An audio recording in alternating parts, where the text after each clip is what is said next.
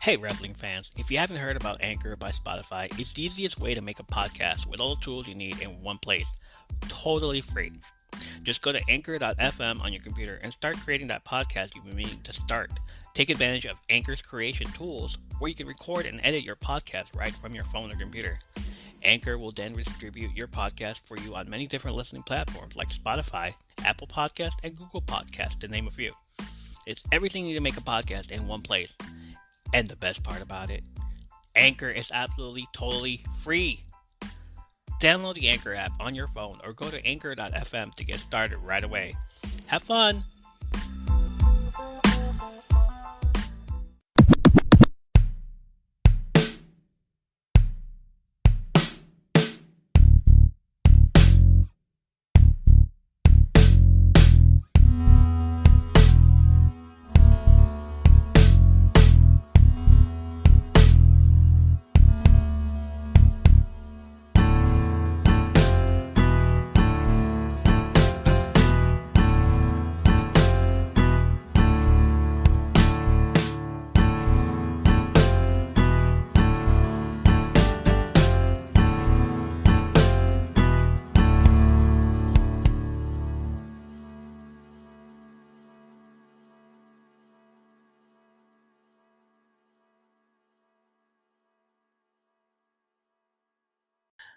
Welcome back, old and new friends. It's your favorite wrestling junkies broadcasting live from under the apron, where we take decade-old wrestling stories that were swept under the rug and bring them back to life. We are your hosts. I'm Ernie, and Michael's out of action tonight. So hitting that overtime is our friend of the show and BodySlam.net columnist. Ladies and gentlemen, she could have been anywhere in the world tonight, but she decided to hang out with us. Give it up for the birthday girl, Kashina Buka. Hi, everybody. Happy birthday to you. Happy birthday to you. Happy birthday.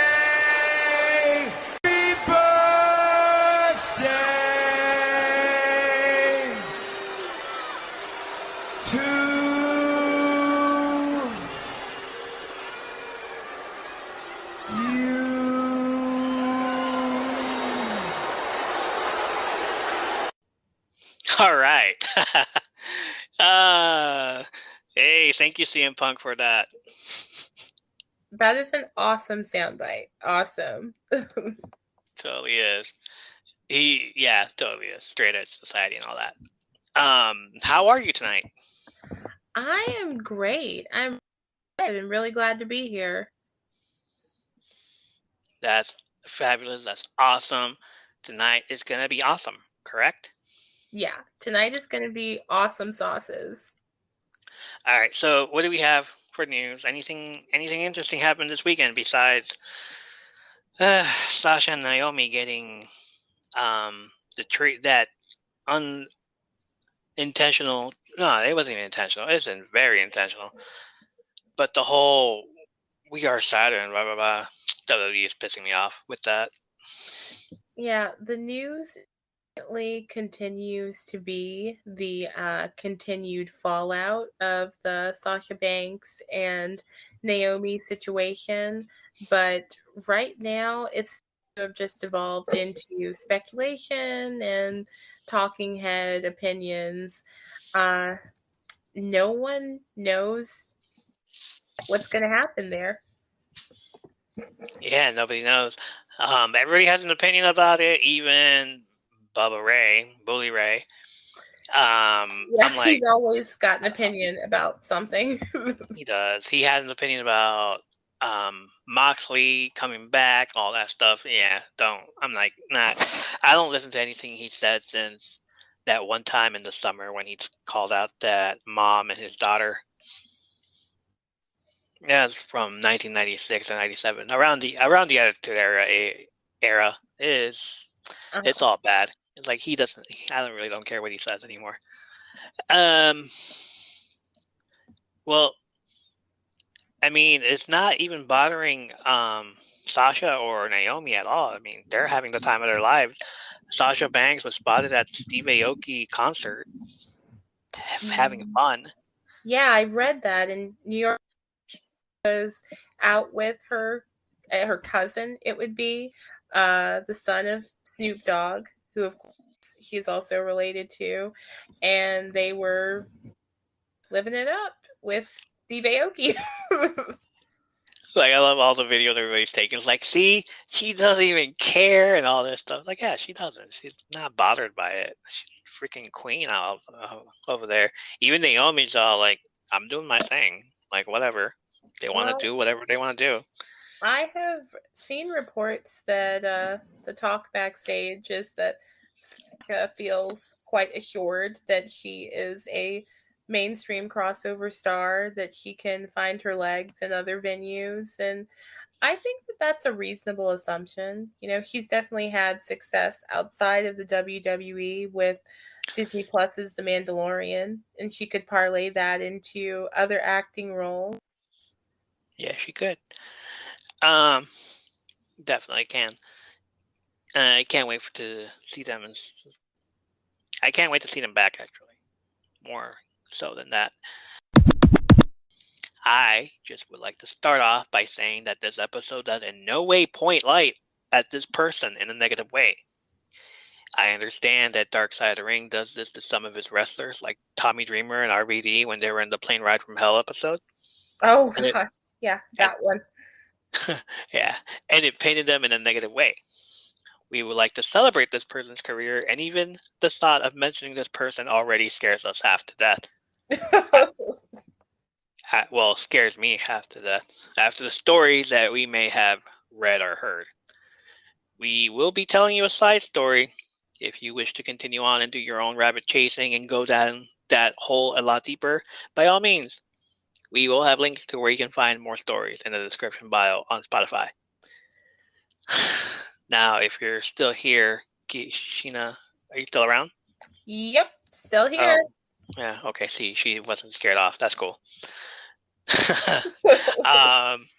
Meng, King Tonga, King Haku, Badass Mother. Otherwise known by his real name, Tonga Uli Uli Fifita, has wrestled for WCW, WWE, and New Japan Pro Wrestling. His name is so recognizable that it's also the place of the island he grew up in. From the island, an honor for both parties. Yeah. The man and the island. From the island kingdom of Tonga, went to Tonga College where he played rugby, and at the age of 16 he was part of a group of 6 teenagers sent by King of Tonga to Japan to study sumo.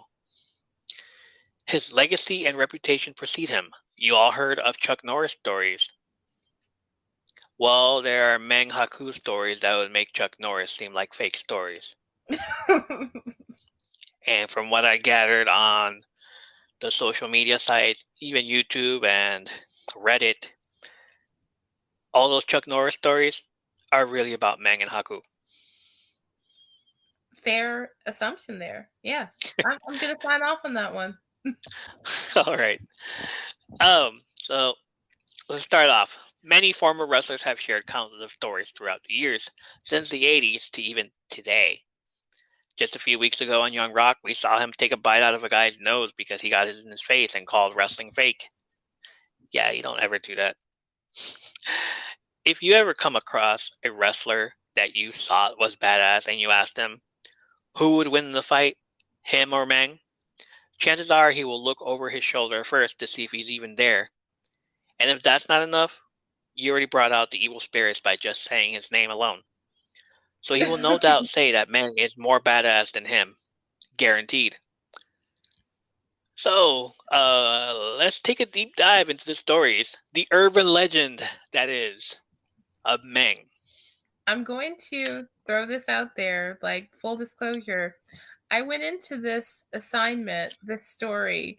My King Haku acumen was not what it is now, certainly. My first exposure to him was when he appeared on AEW alongside his son, Hikuleo.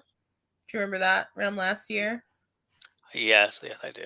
Yeah. And that was around the same time that on Broken Skull Sessions and told a story about Tonga, Haku, Meng that we're probably going to get to in this broadcast. And I was like, oh, okay. I gathered that he was like an old head, a mentor figure, but that only scratched the surface.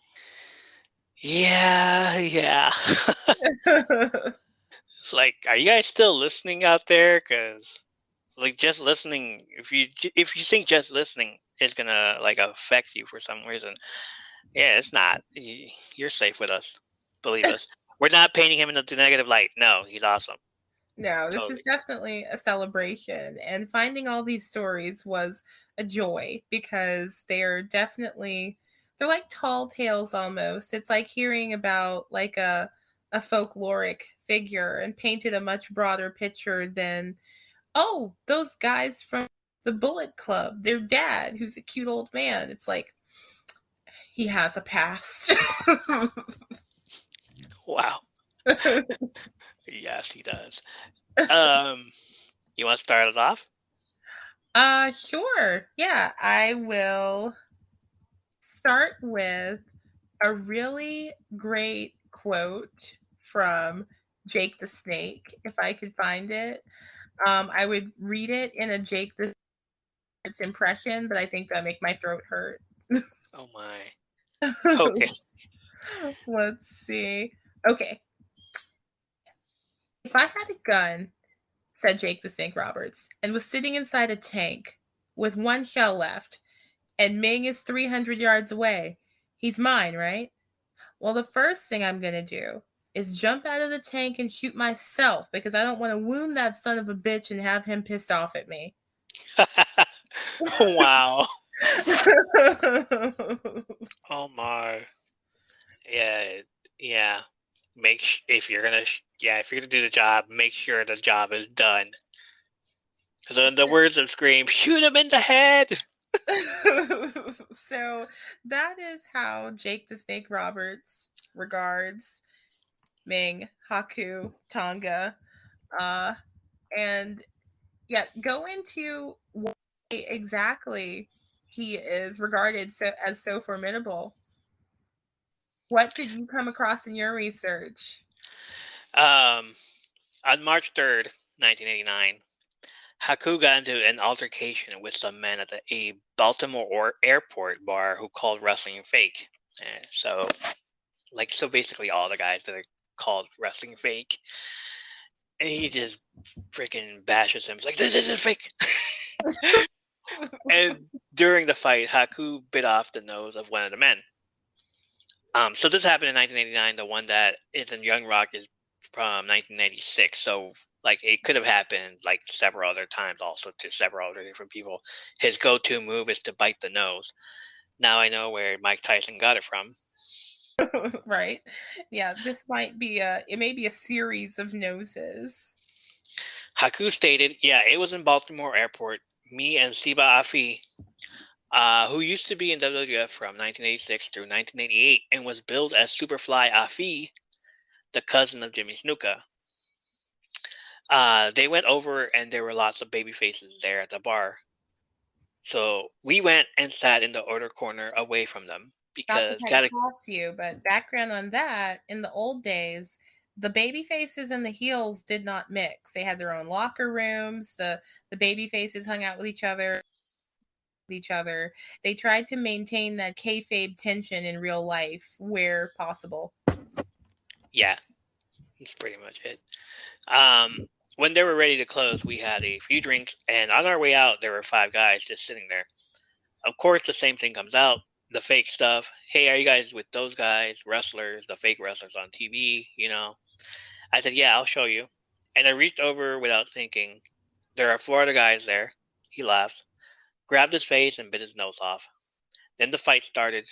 Me and Siba kind of cleaned the house there and left. I'll never forget it. Oh, one of his favorite stories, I guess. And to expound on that, here is what Meng had to say about his feelings at that time about when people would say wrestling is fake.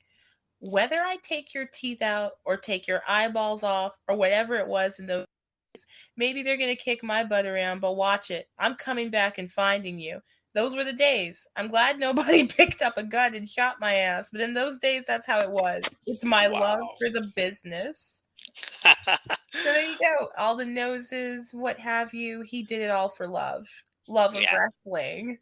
I love this sport. I will kill you. And for anyone who hasn't seen him in action, like what animates these stories is if you've ever seen him in the ring, it's like he's so energetic. He has these poses, and like you can easily imagine like that energy powering a real fight. There's a GIF where Hacksaw Jim Duggan headbutts him, and the headbutt sends Hacksaw jumping in the air and onto the mat like, what? But he just headbutted him. It was like Meng is just standing there like, you don't ever headbutt a Samoan or a Tonga. And that is like a big part of his like in-ring presence. A lot of the footage that I reviewed for this episode, especially like going into his WCW run, is about how like he just absorbs the blows. He does react. You really have to throw a lot at him to make him react.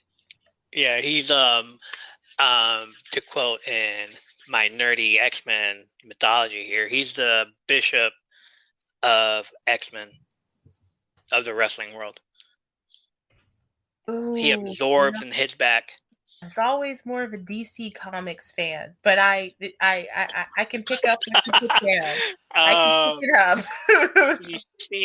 Let me see.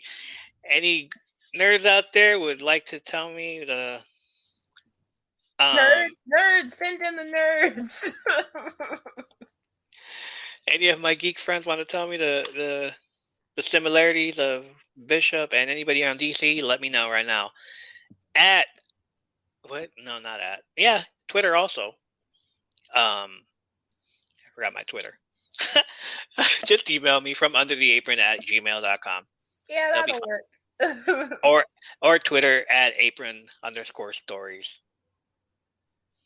So, as mentioned, Meng, that is how he was known in WCW, but in WWF, he was Haku, and he was in a tag team called the Islanders. Yes. And they had some notable feuds with some other tag teams that were contemporary at the time, British Bulldogs, Rougeos, but he was also at one point in a tag team with Andre the Giant called Colossal Connection. They held the tag team championships for a bit, but they lost them at WrestleMania 6 to Demolition.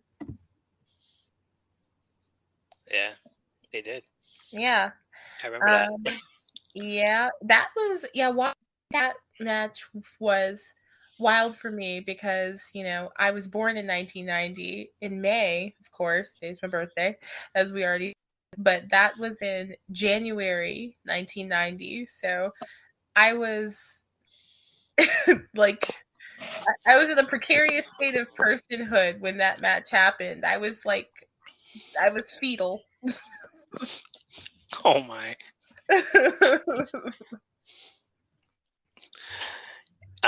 Yeah, I'm sure we all have been that way. Yeah, like if anyone asked me, like, oh, where were you? What was your reaction when Colossal Connection lost the tag team championship to Demolition? I can honestly say I was in the fetal position. Oh boy. I was just feeling for Andre the Giant that hard. Yeah, we covered WrestleMania 6 here while back, WrestleMania season. And we were like upset that they gave the belts to Demolition. Obviously, I'm not a Demolition fan, but I was a big fan of Andre the Giant, and of course, who can never love Haku? But it was part of the Heenan family, so, you have to boot a guy. Right.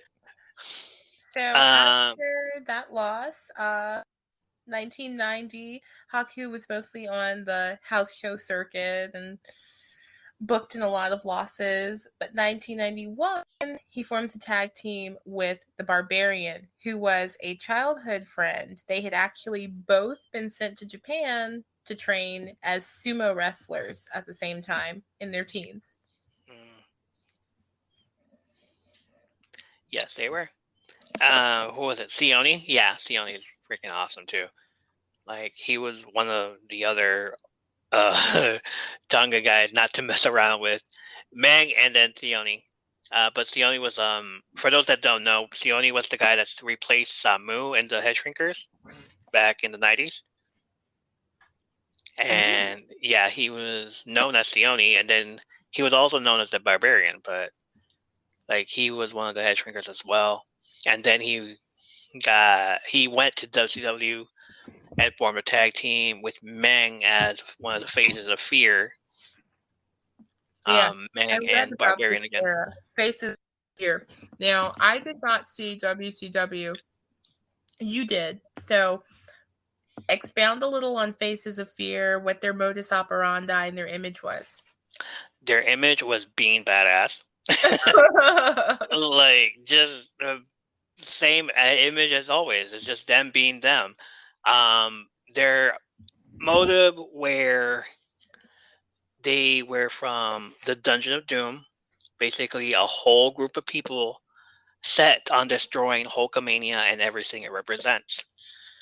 Unfortunately, they couldn't get it done, but in the first half, of course, they always were able to get it done. And then, like, all right, Faces of Fear, or Dungeon of Doom. In the Dungeon of Doom is Kevin Sullivan's boys, Meng and Barbarian. So they try to get Hogan to the dark side. He did. He dabbled on the dark side. He even wore black. And this is pre-NWO. It's like way before NWO. So that happened. A couple months after that, a few weeks after that, Hogan destroyed them. He did everything, he did the whole comeback from the dead and everything, and he wore the red and yellow for a few months, and then July happened, and we all know where that went. Oh, no, tell. NWO. Ah, okay. But that didn't stop Meng and Barbarian from still being the roughest, toughest tag teams in WCW. Like, that even Kevin Nash and Scott Hall were like, nah, we're good. Nah, we good, man. We're good.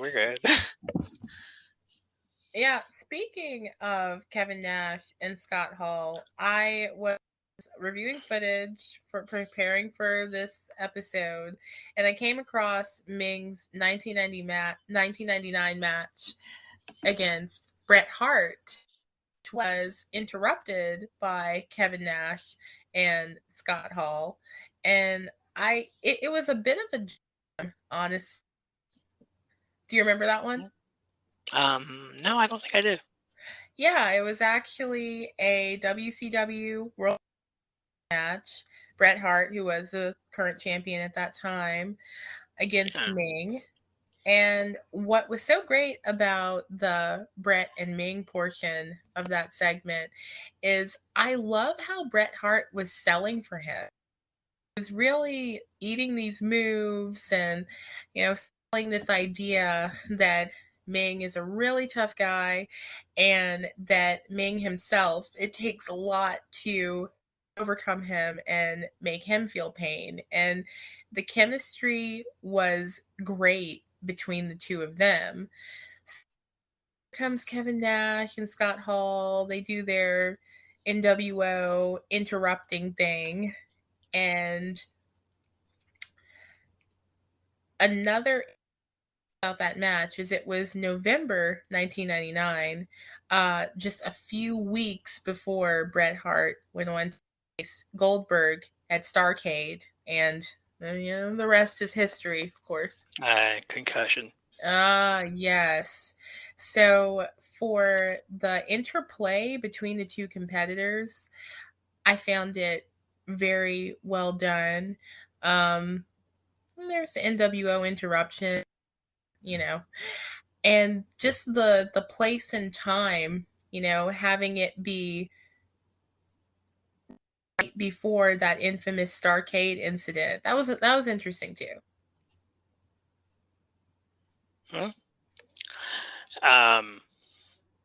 Here's a Kevin Sullivan story. On one occasion, when I was a booker in WCW, I asked Meng to do something that wasn't major, but it wasn't completely the right thing to do. Meng got a little upset, and it was the most scared I've ever been in my entire life, despite Meng not being that angry. I've also used Meng to my advantage when I had to inform a few guys that they would be losing an upcoming match. When the wrestlers became upset and told me they refused to do the job, I told them that instead of arguing, I would just go get Meng and have him take care of the situation. The guys immediately agreed to lose their matches if I promised not to go get Meng. Kevin Sullivan was a wrestler booker in WCW, and so they traveled together quite often when they were on the road. He told a story to WWE Classic when the duo went to a tavern to grab a few beers before heading to their hotel. According to Sullivan, it was obvious that they weren't locals, so when they walked into the bar, a guy playing pool called Meng a horrible, derogatory word. Oh boy. The next thing I know is that Meng goozles a guy like Mr. Spock. Sullivan said. It was fast and furious. He then grabbed another guy who tried to get involved and knocked him unconscious. After that, things got even crazier. Like, yo, yeah, like not messing with him. How do you tell new people like, yeah, don't mess with that guy? I came across that one too, that basically Ming was his fail safe to get people to leave the building when they've been fired. I love it. It's not we're gonna get security. It's don't make me go. That's something. There's another story that stands out. Now this one, it's under some debate. The Jesse Barr story, the Puerto Rico story. Yeah, go ahead. Okay, so they were working Puerto Rico in 1987. Another wrestler by the name of Jesse Barr allegedly kicked dirt onto a ditch digger. Meng witnessed this and told him off about it. And according to some reports, he grabbed him and popped his eyeball out of the socket. Some other wrestlers who were there and witnessed it claimed that he tore the eyeball. Meng says he did not tear the eyeball out. So that one's up for some debate. Wow. Wow. Yeah. Now the nose incident, he definitely confirms that one, but the eyeball he does not. So, I'll go with his version of the story. Oh my goodness. Eric Bischoff tells a lovely story, like made him respect him some more. Meng was never fired from WCW because no one was brave enough to do it. One particular day, Greg Gagne and I walked into the locker room and interrupted the conversation between Meng and Chris Candido and Chris Jericho and Tammy Sitch. Meng immediately looked at the pair of us and said, "Hey, I apologize to my friends. I'm talking to them." The entire room went silent and everyone just froze. It was then that I realized the stories about Meng weren't just legends. Gagne and I apologized to them and waited for the conversation to finish before speaking with Meng. It's like, wait your turn, buddy. Yeah, I read this one out to my brother and he loved it because just imagine telling the president of your company, "Hey, I'm talking over here." Talking here, yeah. It's the layman's dream. Like, excuse me, sir. Wait, I paid you. Exactly. And you can only imagine the thunderous look that must have been on his face, which is wild because I mean, you see him now and like he looks like he keeps lemon drops in his pocket and hands them out to grandkids or something, you know? Wow. He just looks like the cutest little old man who is Right. loosely affiliated with the Bullet Club, but yeah, still a cute little old man. Yeah, the Bullet Club, and I know they're not what they used to be. I know, but they're yeah, still it's supposed to be. fine. But they're still supposed to be dangerous and bad, you know? Wasn't it the Samoan dynasty that they were trying to do also? Or was that just Rikishi? Where are we? Are we talking WWE? New Japan. New Japan? Like when Rikishi went over there also, and he was talking to, he had Tonga, Loa. Meng was there also, and then Rikishi just came out, was all like, "This right here, this is the dynasty." And they were trying to do what the Bloodline was doing right now. No, okay. No, yeah. So it was like a couple of years ago, maybe. Mm-hmm. Yeah, around before the pandemic, probably around there. Yeah. Any other stories? Yeah. Okay. So apparently, Meng, this is when he was working under the name Haku, and Brutus the Barber Beefcake were not big fans of each other in WWF. Nobody's a big fan of Brutus Beefcake, so it's all good. It's fine. Nobody's a fan of his. It's all right. No. Okay. All right. Here's the story. Brutus Beefcake went to management and complained that Haku slapped him too hard during a match. When Haku found out, he walked to Beefcake's locker room and grabbed him out of the shower. He started choking him and lifted him 2 feet in the air while everyone on because they were too scared to step in and break it up. Eventually, Hulk Hogan came in and calmed Haku down. Well, he would be the one, but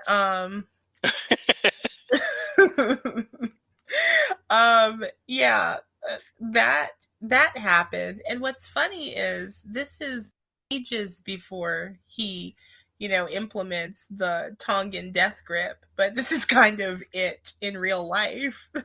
The Tongan death grip is real. Apparently.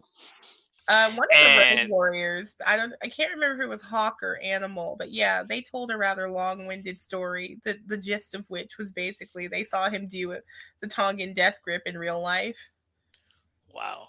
Yeah. That's funny. Going back to what Brutus said, yeah, snitches get stitches, buddy. You know that by now. Oh my gosh. I mean, that's such an arbitrary complaint for a wrestler to make, right? Like, he hit too hard. Really? Yeah. You're in wrestling, dude. Shocked me. Like, no kidding, buddy. His only friend came to help him. I told you, nobody likes him. No, I mean, like, that's verbatim, yeah. It's only like he's followed Hogan's career all since they were born, I guess. But like the icing on the cake is him trying to bring Hogan back, and instead of getting the tag belts, Hogan gets the championship belt at WrestleMania 9. Like, see, I told you. We told you don't like you. Oh, well, apparently Haku didn't like him either. So here's a quote for Bobby Heenan, who was, of course, the faction leader for Meng and Andre the Giant when they were Colossal Connection. Yeah. Here's what he has to say. Meng is the toughest man, not just wrestler, I've ever met in my life. A fight once broke out in a bar, and Meng took his 2 fingers on his right hand, his index finger and trigger finger, and he reached into the guy's mouth, and he broke off the guy's bottom teeth. If I hadn't been there, I wouldn't believe it. Wow. Yeah. The guy is ruthless. And we Oh my have Bobby goodness. the Brain Heenan as an eyewitness to this. So make of that what you will. Wow. Yeah. All right. The next one's from Reddit. A few stories here. One is, well, the other one's right after the other one. Terry Glenn from Reddit said, who was it who said that Vince McMahon told DX to retreat if they sent out Meng during the WCW invasion skit? I feel like it was either Bradshaw or Holly, but I can't remember. Regardless, that speaks volumes about his reputation. The comment right after this was from Kill297. Oh, God, now that is something I would have loved to see on television. DX invades WCW, walking through the hallways, and then they stop, frozen. The camera zooms in, and Meng is standing at the end of the hall. You hear shit, bail from Triple H, and they all start scrambling back to the tank while Meng gives chase. That would be such a smart moment right there. Like, for the audience to get that, they would have to know all this stuff going in. That's on Raw. On Nitro, Bischoff hears the DX are invading and changes the plan to get a camera backstage.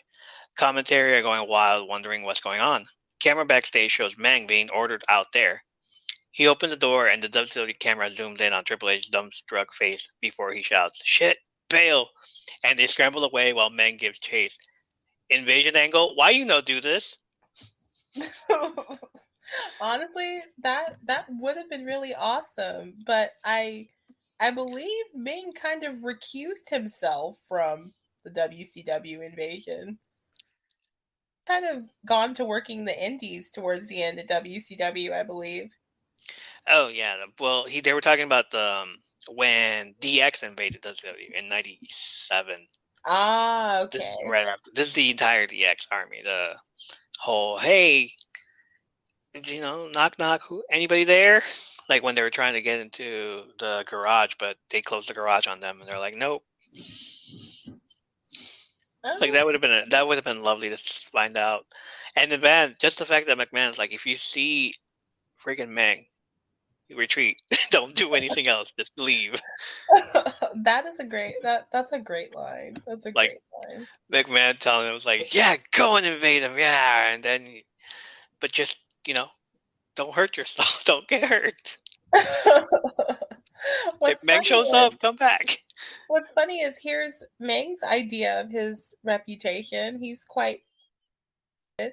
Wrestlers just want to throw my name out for the heck of it. I think we were all tough. You had to make people believe that in wrestling for us to make money, for us to have all those angles on TV and to bring them back for all this good stuff. Everybody was tough those days to make money at the business.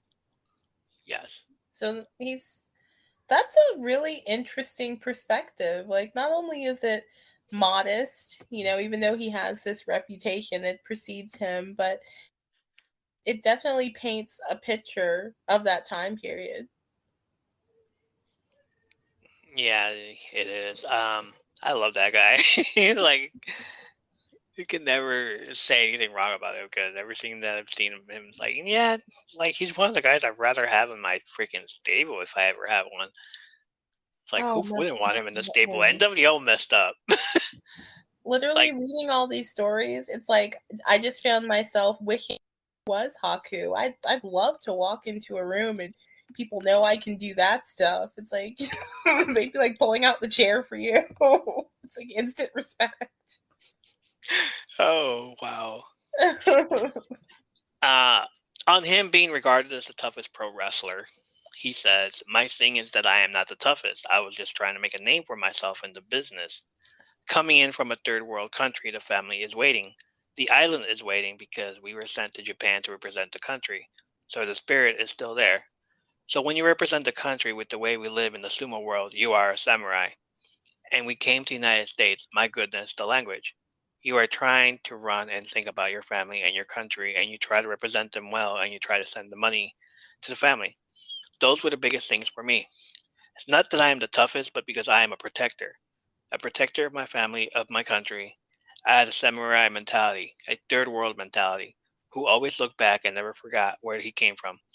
It wasn't because I wanted to be the toughest, but things happened, and I'm sorry that they happened. Aw. So, see, guys, he apologizes. Yeah, what's interesting about that is that many sumo wrestlers, that it calls to mind for me that many sumo wrestlers actually do not come from Japan. Like, a lot of them come from other countries and go into this profession, which is so revered in Japan as one of their like most traditional arts. So there's that. But also I can relate to it personally because I grew up in a really rural community where there weren't a lot of jobs. So everyone there basically has to commute for work. And when I was 18, I started helping to support my family in a town that was a ways out from where we lived. And it was an army town on one side, and on the other, it was kind of the hood. So, like, you do develop this mentality. I'm not taking any crap because I'm here for my family, and anything that happens, it's all in the pursuit of me providing for them and looking out for them. So, yeah, that mentality really does tough. It does.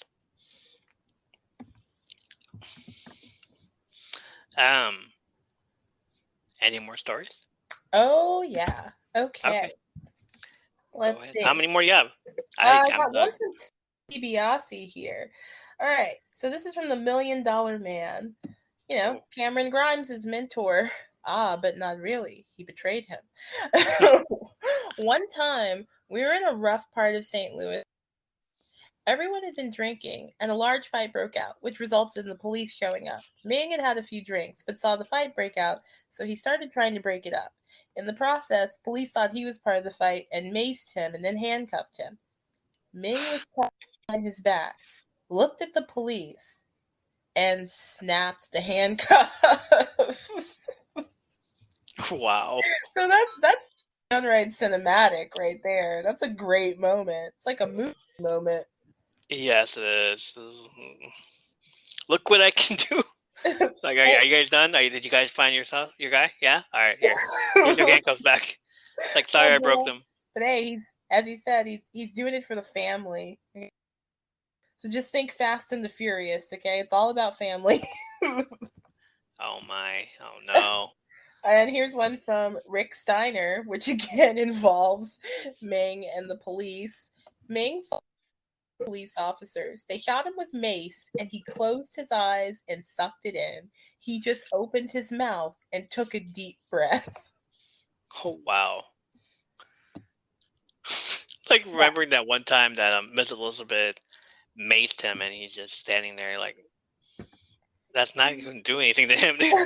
Yes, I saw that footage, and I'm like, okay, this shows where WW, they had a different tactic than WWE. They kind of liked to blur the line between the real and the backstage and the on stage.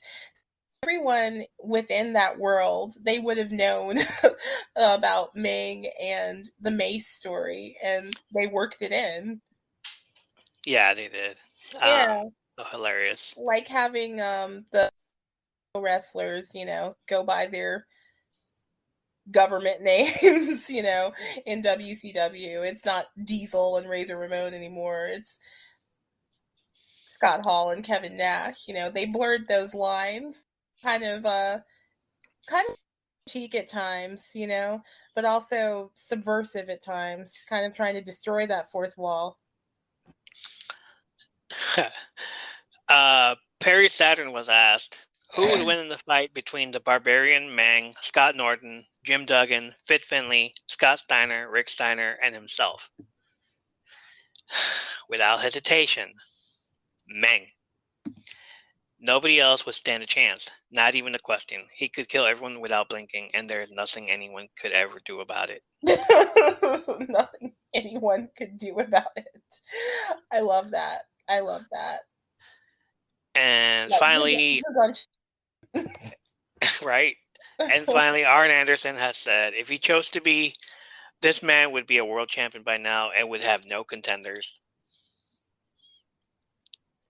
Yeah, I can't remember who it was, but some speculated, a few wrestlers have speculated, that Meng probably could have done great in MMA if he had decided to go that route. Like he's one of those people that if booked right, he would have been a world champion. He would have been a world champion in WWE, WCW, ECW if he, oh my gosh. If he had gone to ECW, he would have just destroyed everybody there.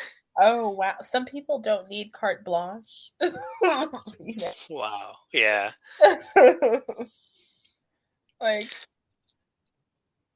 But here is where I came into awareness of Meng, or Haku, if you will, Jericho's Broken Skull session story. So, let's see. This is from a period when Chris Jericho and Haku were pretty tight. They traveled together often. And to Steve Austin, he related, Chris Jericho did, that he and Haku were on their way to a show in Acapulco. The security guards at the airport of Mexico City were giving Chris Jericho a hard time. They restrained him. He was trying to wriggle free. He elbowed a security guard who fell. So they drew their guns. And here comes Haku barreling through and fighting off these armed security guards. Wow. Yeah. So they are then a jail cell that is actually in the airport. And a mysterious figure comes to their aid, instructs them to basically give him all the money they have, and he can help them out of jail. So, better that than a kick in the seat of the pants, they figure, and give him the money. They make it to the show where they're supposed to wrestle in Acapulco, but the promoter does not pay them. So Haku, who's on a roll on this day, off the door and begins verbally castigating the promoter, who then pays them. Wow. Yeah, this was all one day. Wow. This was one day in the life. One day in the life of a badass. Right? Forget the Dos Equis, man. We are dealing with the most interesting man in the world.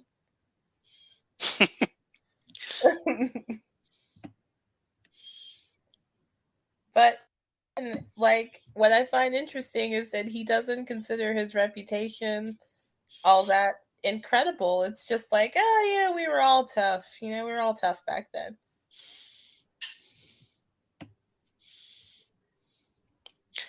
Yeah, they're all tough back then. Now it's just it's an urban legend. Now it's all, no, that never happened. Come on, really? Yeah, it did happen. I mean, the environment has definitely really changed for wrestlers backstage. The Undertaker, I think he had some words about that a few years back that drew some controversy.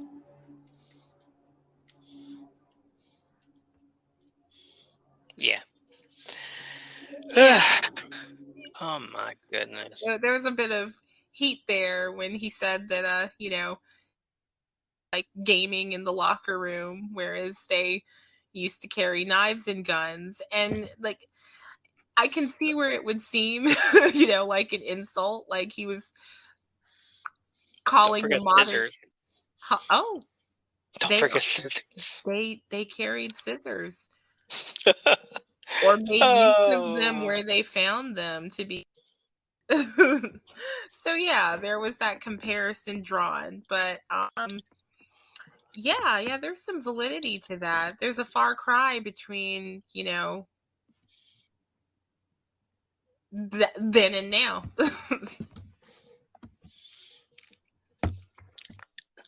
I found it interesting that to some extent, you can definitely still see his impact on wrestling today. I mean, of course, his I believe nephew and adopted son, Tonga, who was one of the was one of the original members of Bullet Club. Finn Balor used to ride about on his shoulders. Yes. Yeah. And Tangaloa also. And Tangaloa, his brother, and Hikuleo, their youngest brother. So, love them, hate them, think they're past their prime, think that they're having an upswing moment with the addition of Juice Robinson, whatever. The Bullet Club is not going anywhere. And that t-shirt alone is one of New Japan Pro Wrestling's biggest properties. So, wow. Yeah. Oh, man. It's freaking awesome. That t-shirt. Yeah, they do. Of course. Of course they do. Through like helping to train his sons, cultivating that next generation of pro wrestling, Haku is still having an impact. And as we mentioned earlier, he makes appearances with them sometimes in New Japan Pro Wrestling and also in All Elite Wrestling. And I don't know if he showed up in Impact. I know that they have, but with them in spirit, I can't really tell if they did. No, they haven't. I know. No. I believe Hikuleo's been on Impact. Has he? I believe so. I'm about 89% sure about that one. 89%. Yeah. Okay. Hey, you found our YouTube channel all queued up. I'm Greg Dietz, and with me always is Maya Don Fisher. Hey, Maya, can you tell the fine folks what we do here? Sure, Greg. What we do here is we review movies and TV shows that are exclusive to streaming services, such as Disney+, HBO Max, Netflix, Amazon's Prime Video, Hulu, and others. Then, Greg and I have a discussion and break down what we liked or didn't like about the show or movie we watched, and we let you, the listener, know if it's worth investing your time in. You can listen to our fine podcast on any streaming service of your choice. You can listen to our podcast and other fine podcasts on the Nerdvana Network. Thanks for stopping by. Make sure you hit that subscribe button on your way out, and we'll see you next time. Take care, everybody.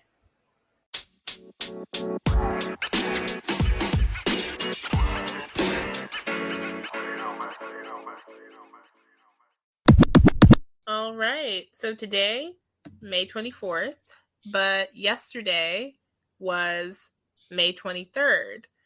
And that's a momentous day for a few key figures in pro wrestling. We have the anniversary of the death of Owen Hart on May 23rd. Yes. Is there anything you wanted to say about that? I didn't watch it, but I remember going to school the next day and people telling me about it, and I was like, "What?"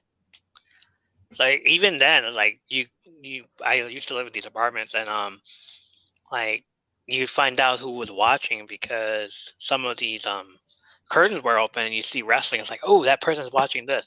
It's like, "Hey, what's today?" It's like, "Oh, it's a pay-per-view." It's like, "Oh, okay." So it's like, "Oh, yeah, that person was watching this." So I figured, like, all right, well, I'll watch it tomorrow, or I'll watch it some other time.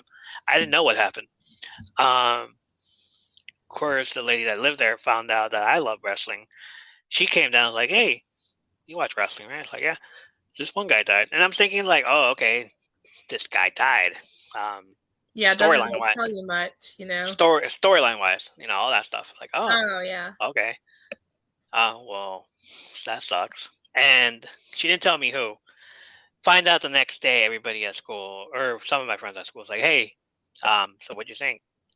What of the show?" Like, I didn't watch it. Like, "Oh, okay. You sure?" Like, "Yeah, no, I didn't watch it at all." Like, "Oh, you didn't hear about Owen Hart?" Like, "No, what about him? He passed away." I was like, "What?" So, like, finding out he passed away and right in class, and I'm screaming out all that shit, and it's just like, dude, that was my favorite wrestler. Next to Brett. But at the same time, I'm just like, oh my God, that's just crazy. And of course, tape distribution. One of my friends had taped it, brought it over to class. With him he's all like, watch it. It's like, okay. I'm like, all right. So took it home, watched it. The next day, brought it back. we trade tapes. He brings me the Raw tape after that, and I watch it too. And I was like, freaking hell! The entire week, I'm just like, that sucks, man. Yeah. Like Owen Hart was one of my earliest favorite wrestlers. Like I 4.5, going on 5, when him and Brett had their beef for the world title. Yeah. And those first really clear memories of understanding who everyone was and picking out favorites. And Owen had that acrobatic style, which honestly you didn't see a lot back then. It was like really just him and Shawn Michaels doing that kind of thing, but I was just never a Shawn Michaels. But yeah, he was one of my first favorites. I loved the whole thing with him and his brother. Then later, I loved when he was in Nation. Yeah. Yeah, he would like, wear the sunglasses and be like kind of mean beside them, like, yeah, we take it over. He really hammed it up, and he was a favorite of mine. And when I was 9, I was 9 when he died, and I remember like I was kind of just learning to like, well, I mean, you're 9, you're pretty much a big kid, so I was still getting used to doing things around the house myself, without someone giving me directions or having to ask for help. So I was turning the TV up to Monday Night Raw by myself like a big girl, and I turn it on, and it's not Raw is War, it's Raw is Owen. And yeah, the montages and everything begin to unfold, and I'm coming to understand that over the week, literally, Owen Hart has died. So that was quite a blow. Like, he had been a favorite of mine from my earliest childhood, and then 9, getting up there, a big girl, and it's like, what do you mean he fell and died? It was quite a shock. And now that I am an adult, obviously, and I'm writing about wrestling, it was an honor to write about him recently. Body Slam. I recently did a piece about how the Owen Hart Foundation Cup tournament at All Elite Wrestling is really a fitting tribute to his memory, even though it's not happening in WWE, which is the successor to WWF. He spent, the most notable years of his career. It's happening at All Elite Wrestling, where I feel that the aesthetic of the company really fits Owen's aesthetic and the story of his life. Always poised between being this prodigious talent, just a natural at pro wrestling, and kind of over and underrated. And that has been the story of so many performers that make their way to they are prodigiously gifted, but they're also underdogs. Yeah.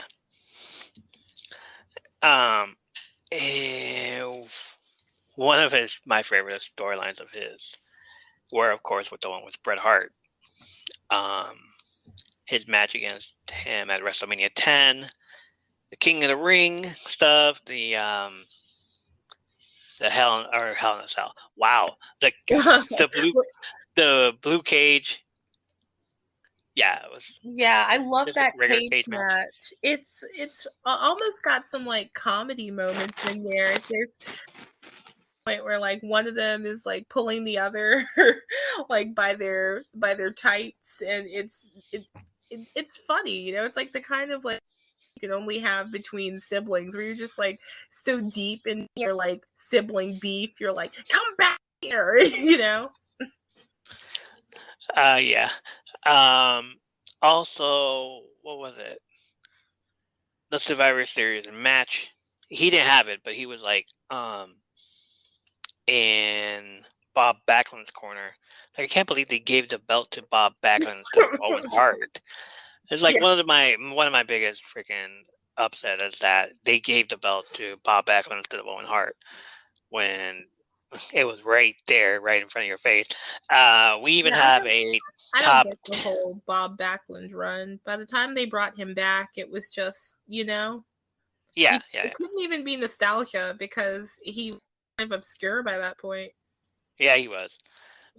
We even did a top 10 non-champions that should have been champions. And Owen Hart was one of them in the top 5, I believe. Around there, yeah. Yeah, like around the time Scott Hall died, that conversation, really, really got steam, because that's something that also applied to Scott Hall. He was on that list also. Yeah, no problem. Exactly. Yeah, he was on that list also.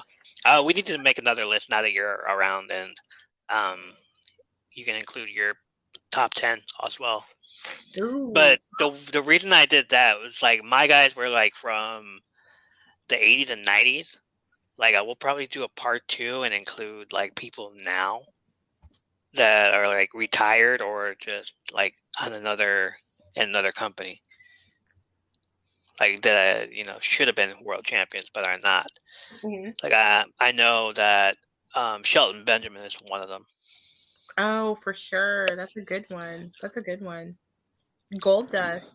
Well, Dustin Rhodes. Yeah, of course. Yeah. Yeah, we're gonna have to do another one. Even Michael, if you're listening, we're gonna do another one with the people now. So yeah, get ready for that one. In the future, and sometime in the future. Oh, sorry. Go ahead. I was just gonna say that, like, as it stands now, like sadly, as North America goes, Toni Storm would be on my list. It's like she's been a champion in Japan, she's been a champion in the UK, but she has yet to hold any gold in North America. So we'll see what happens with that. Yeah. If AEW wants to give her the belt one day. She most definitely deserves it. Not as a ex-WWE employee, but because like she killed it out there. Yeah. I'm loving her Owen Hart Cup women's matches, like her footing again, because like I think that lost in the shuffle with her towards the end at WWE when they moved her to SmackDown. Yeah, they did. Yeah. But again, she's one of the wrestlers I pointed to in my piece for bodyslam.net about this. She has that Owen Hart spirit of like, you're a natural, you're gifted, like athletically speaking, amazing pro wrestler, but she always ends up being an underdog. For those that want to read that little piece that Katrina did, it's going to be in the link in the Spotify bio. Oh, thank you for that. Another unfortunate passing in the world of pro wrestling that occurred many years after Owen Hart, this one was more recent, was the death of Hana Kimura. She was a very popular performer in the world of. She performed for a few different Joshi promotions, but she spent 2016 up until her death in 2020 in World Wonder Ring Stardom, which is of course owned by Bushiroad, the parent company also of New Japan Pro Wrestling. And as part of the partnership between Bushiroad's two pro wrestling entities, New Japan Pro Wrestling and Ring Stardom, she was one of the first women to compete in a Wrestle Kingdom match. The World Wonder Ring Stardom matches, they're usually dark matches before Wrestle Kingdom, but still a huge win for the representation of women in New Japan Pro Wrestling. Yeah, I think I might have heard of her a while back. Actually, when it happened, it's like been this when all her when heard that happen. I'm just like, oh shit, okay. It's like, of course you listen to her, you read stuff through the grapevine, and you just like immediately go and research, and it's like, oh, okay, so she did this and all that. Okay, cool. She's a Japanese wrestler. I first heard of her a couple of different ways. A website where I used to write, they were big on coverage of the Joshi world. And I joined in 2020. It was winter 2020 when I joined that website. And her death, of course, had occurred a few months prior in the spring. So like the story was still fresh for people. The wound was still fresh. She was very beloved by fans of Joshi. But also Dakota, who most of you probably know from NXT. You probably noticed her hair was usually pink. She either had like a pink dye job or a pink wig towards the end. I noticed she'd started doing the lace fronts, but nothing wrong with that. That was actually in honor of Hana Kimura, who also pink hair was one of her trademarks.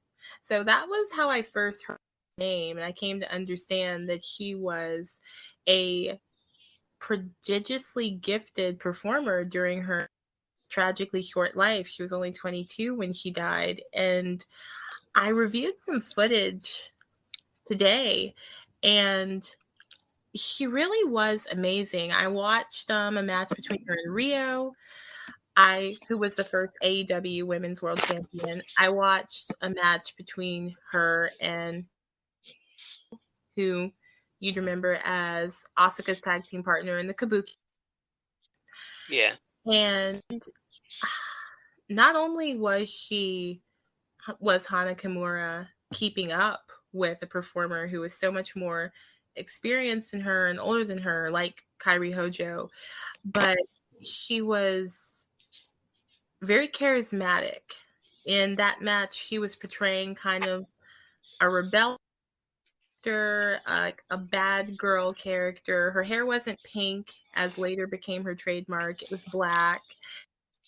She was making a big show of looking down at her nails. She was like picking her nails, and she was like she was crossing her arms and folding these disrespectful poses like, girl, bye. I don't care that you're Kairi Hojo.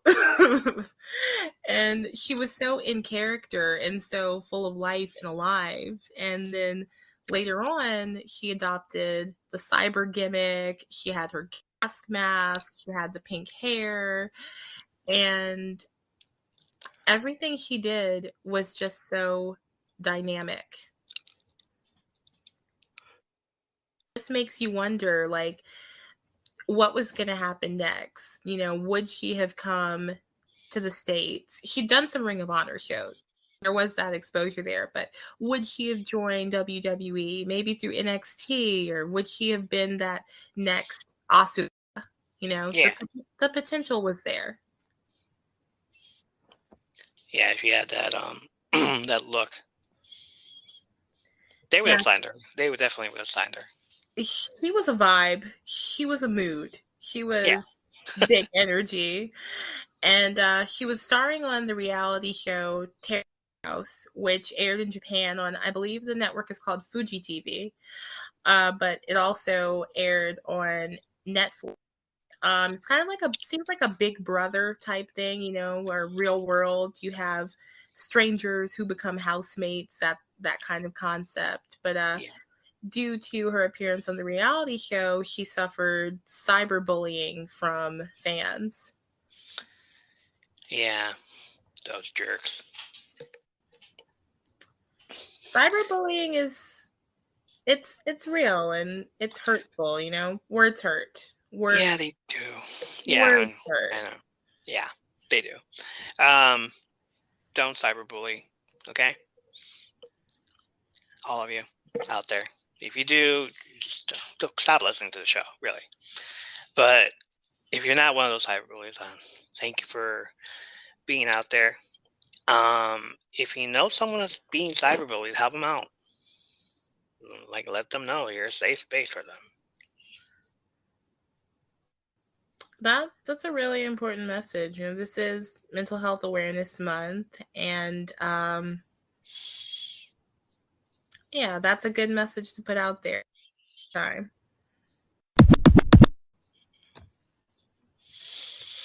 And lastly, May 23rd, we have a birthday. May 23rd is Bray Wyatt's birthday. Uh-oh. Yeah.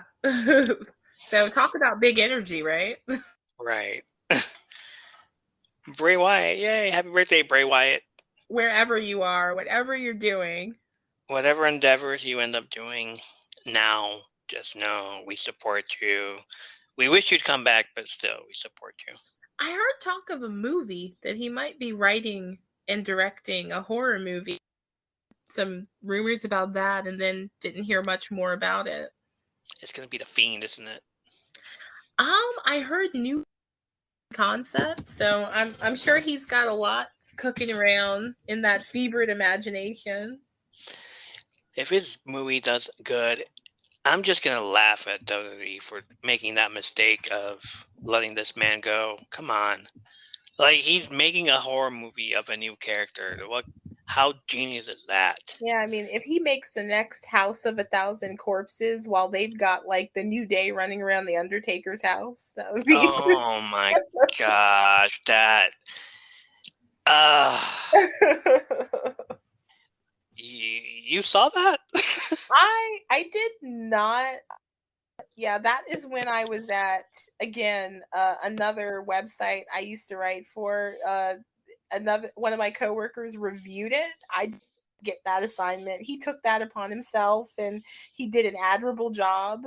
He watched it so that we did not have to. He wrote about it so that it is preserved for posterity. Wow.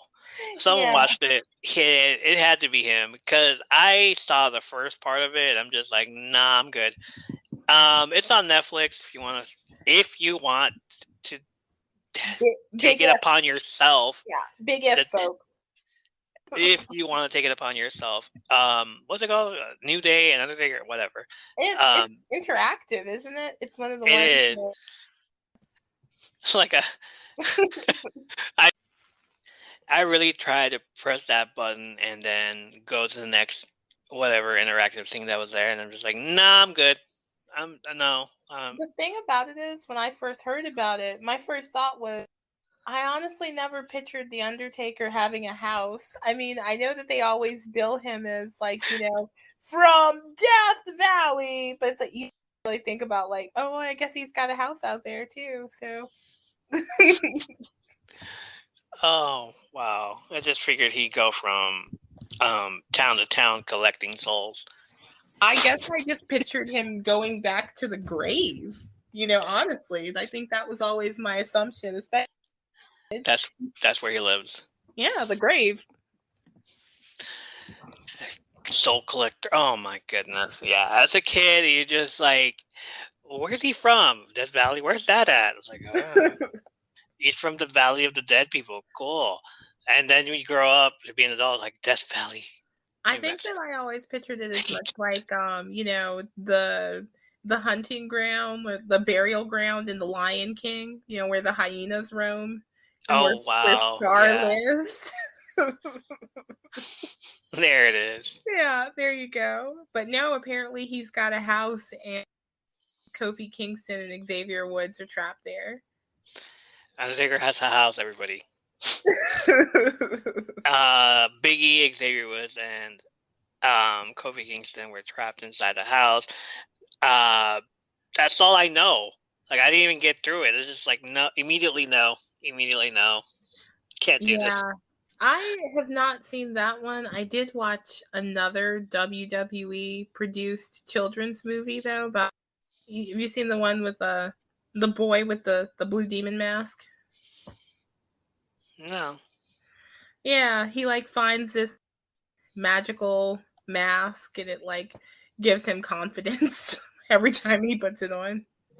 I have not seen that. We should give that one a try next. I should find that one. Yeah. No? Okay. Yeah, you can find something better to do.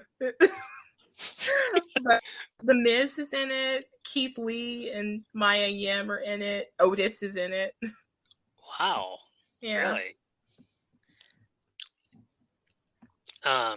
Did say that we were gonna watch The Marine with the Miz in it. Oh my god. that takes, because like, yeah, when I was working in that town I told you about that was poised just so between a military base and the hood. Like all the chicks were like crazy for that movie and were asking for it in the red box, and they were like, "Do you have the Marine?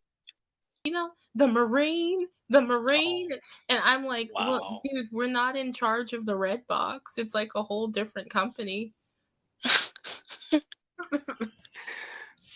Oh, Yeah, okay. like I fielded a lot of questions about that one. Yeah, we're gonna try to find a movie with a wrestler in it Huh. and get back to you soon. A movie with the Take wrestler. take the taste out of that Undertaker movie out of our mouth. Yeah, that'll be fun. Oh wow! Have you seen Heels on Stars? The Stars Yeah. channel? I Yes. have not heard of that. All right, so watch the first episode of Heels. Come back, we'll discuss it.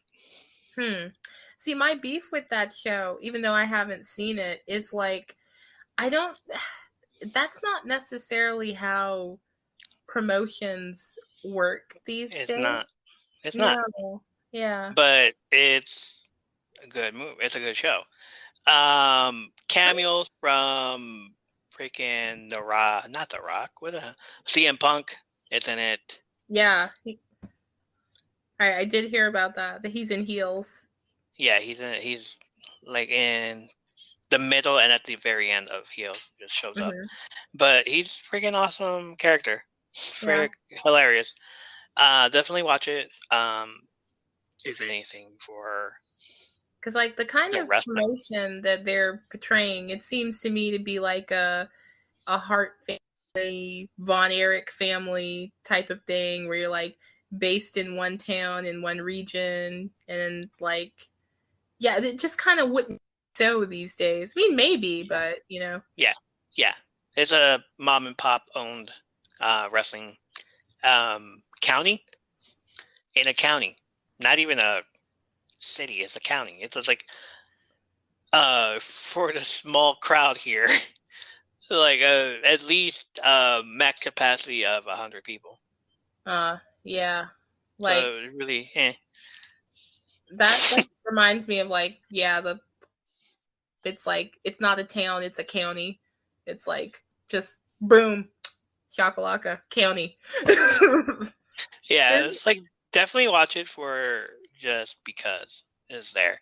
Yeah, but it's an awesome show. Definitely love it. And then if you do end up watching the first episode, let me know and we'll discuss it. Because I've been wanting to bring that up over here. Like, oh really? Michael, get on that. We're discussing the first episode. All this after we do Young Rock, which will be the next week's episode.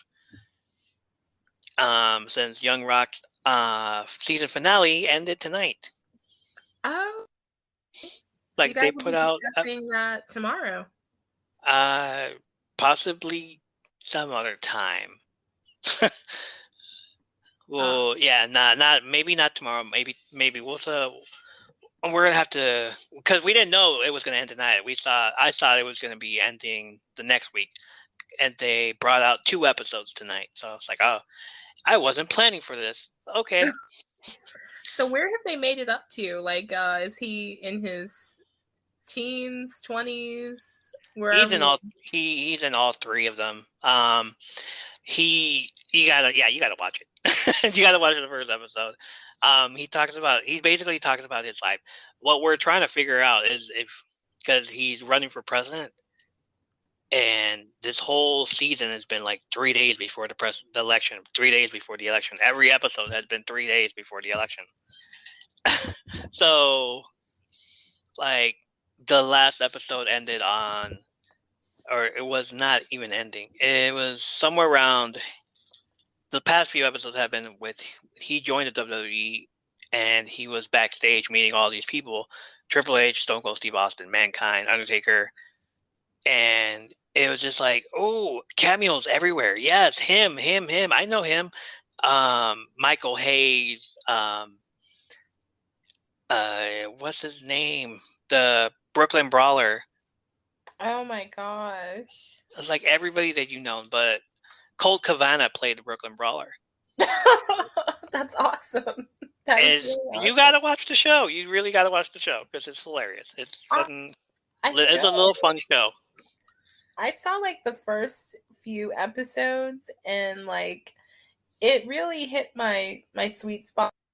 I have a soft spot for family comedies. Like, I really loved Fresh Off the Boat, and it's kind of in that same vein.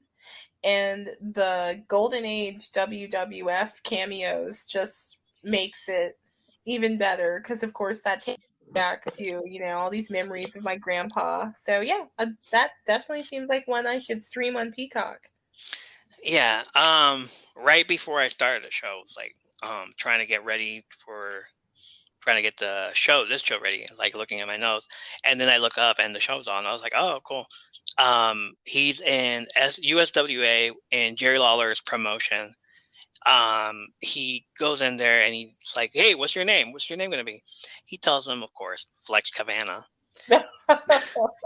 I'm like, oh no, we're there already? Ah, damn. Oh, no. I remember when Kevin Owens put that tweet, like he did an elbow drop one night on SmackDown, and then he tweeted out, I did it for Flex Cabana. And The Rock actually responded, and Flex Cabana loved it. Wow. So that was a pretty cool shout out moment between them. Yeah. So yeah, this was the last part that I was watching. He tells them it's Flex Cabana, and then he goes to the backstage locker room, and Jeff Jarrett is in his country music gimmick, the JEFFJA, yeah, RETT, all that stuff. So he's looking down and tying his boot.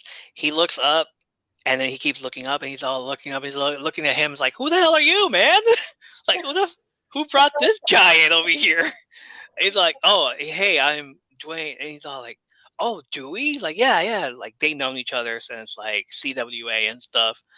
Next thing you know, this other guy shows up, and I immediately start bawling because it's freaking Brian Christopher is too sexy.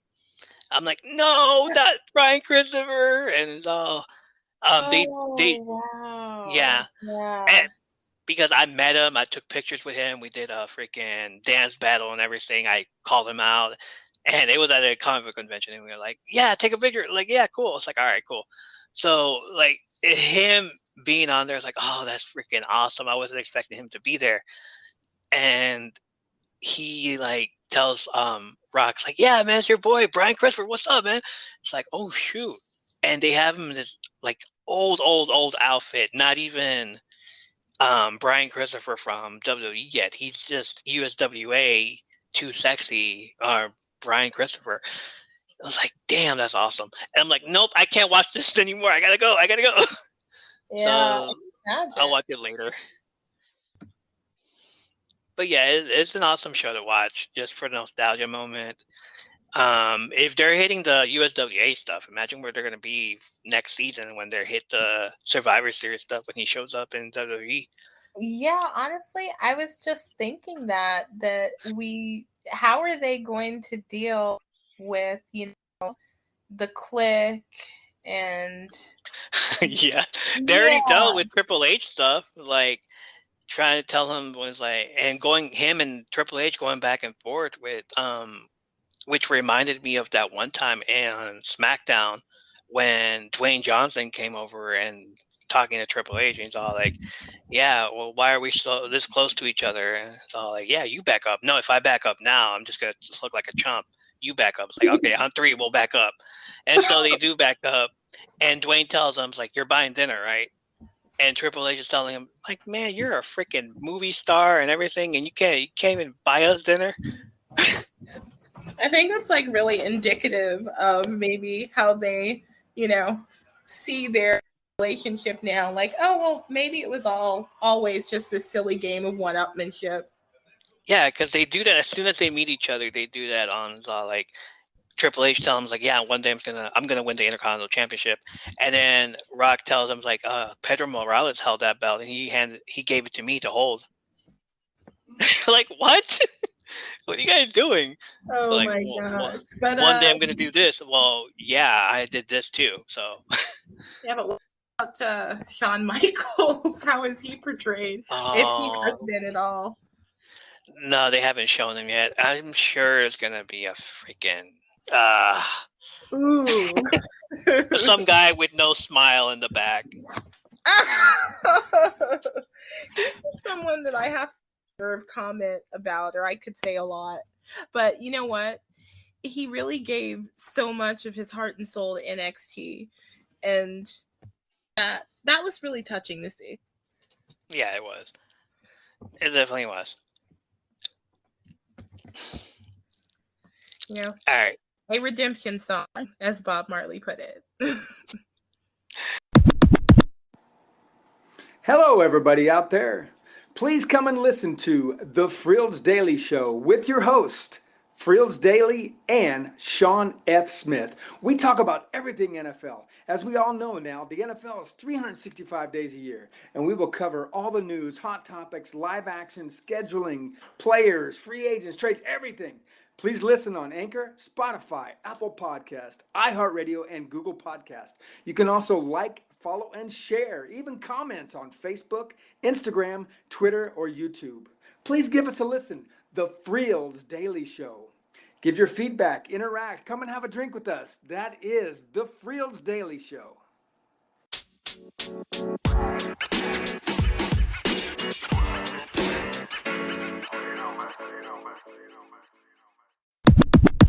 AEW's All Elite Wrestling Double or Nothing is this weekend on May 29th. This Sunday at the T-Mobile Arena in Las Vegas in Paradise, Nevada. So we're going to do predictions for this whole show. Predictions. First up, Jade Cargill versus Anna Jay for the AEW TBS Championship. There is no way they are going to take the TBS belt off of Jade right now. This is going to be a great moment for Anna Jay, but I don't see her walking away with the gold. No. Oh, gotta represent the baddies. Yeah. The baddies are going to take the day. Yeah, Cart Gilberg is definitely going to win this one. I like that for sure. Up next, Kyle O'Reilly or Samoa Joe, depending on the winner of Wednesday's match, versus Adam Cole. Okay, first of all, who do you think is going to win, Kyle O'Reilly or Samoa Joe? That I've been like going back and forth on, because it depends on what optics they want here. Obviously Tony Khan was following NXT very closely in that 2019 to 2020 black and gold period under Triple H, when AEW and NXT were going head to head. We know this because he poached a lot of their best guys and girls. So it depends on what they're going for here. If we're going to get a run back of Kyle O'Reilly versus Adam Cole, which is going to spin off some sort of interesting schism in the Undisputed Elite, or if they want an NXT champion versus NXT champion tableau here of Samoa Joe versus Adam Cole. Yeah. I really can't do another Kyle O'Reilly versus Adam Cole. Like I've seen this throughout the entire year. I can't do it anymore. I'm gonna go with Samoa Joe versus Adam Cole. Plus, Adam Cole was never scared of Samoa Joe. He just got in his face when he was the freaking head guy there. Yeah, when he was Regal's second guy. Yeah. Yeah. Adam Cole got in his face. I was like, What are you gonna do about it? Nothing. Yeah, all right. So here's Samoa Joe versus Adam Cole. Hell yeah. Owen Hart Cup tournament. I'm giving it to Adam Cole, and then we see the return of Kenny Omega right there. My gosh. Don't even get me started. I'm such a mark for Kenny Omega. Wow. Like, don't. And all this because the Bucks decided to help out. So yeah, I'm calling it Samoa Joe versus Adam Cole. Adam Cole wins. I could live through another Kyle O'Reilly versus Adam Cole. You know, they're those guys you can always get at least a 4.5-star match out of. You put them together. Yeah, but what else can you tell, man? I'm just so done with it. It's like, all right, cool, one more match. And then that last match didn't do so well, and I just hated the ending of that last match they had in a cage. Like, all right, if you're really gonna do this, actually do it right this time in a freaking regular match, and don't just be friends with each other. Do it like for real with real hits and real strikes. I want that match, not. Oh, we're best friends. We're gonna finger folk each other into oblivion. And like he said last week, finger folk of doom. Like, no, don't do that. Don't even do that. Don't even. Doom. No, honestly, I get that because I kind of saw that with Seth Rollins and Roman Reigns. Their last match, it's like, no, you guys like each other too much in real life. I don't feel the tension. Right. Tony Storm versus Dr. Britt Baker, DMD. For Wednesday. Oh, wow. Who is going to advance? Well, I mean, most likely Dr. Britt Baker, of course, but, okay. Sentimental favorite, Tony. I just love that girl. Yeah. Like, I love Dr. Britt Baker. DMD. Even though I don't like dentists, but I still love her. Ruby Soho versus Chris Statlander. I'm gonna call Ruby Soho on this one. And then Ruby Soho versus Britt Baker. I'm giving it to Britt Baker. She needs it. Yeah, I think that given that she's not holding the title right now, they're gonna give her the Owen Hart Cup Women's Tournament. Yeah, she's getting pushed again. She's it's starting to make me feel like she's turning face again for some reason. I have been getting face vibes actually. Okay, yeah. Yeah, it's definitely. But I like her a lot actually. AEW Women's World Championship: Thunder Rosa versus Serena Deeb. Oh, Thunder Rosa's gonna retain. Okay. Oh, yeah. No. Tell me your thoughts. I don't like Thunder Rosa. Really? That's my thought. I get that Britt Baker lost the belt to her. It was like, oh, okay. I guess someone else gets to hold it. Sure. Give someone else a chance. And I want to know more about why you don't like Thunder Rosa. It's like, it's not, I'm not, vibing with her yet. I was like, I could see someone else with a belt, not Thunder Rosa. Serena Deeb was like that match against where that she took that, what was it? The candlestick. Oh yeah, Hikaru Shida.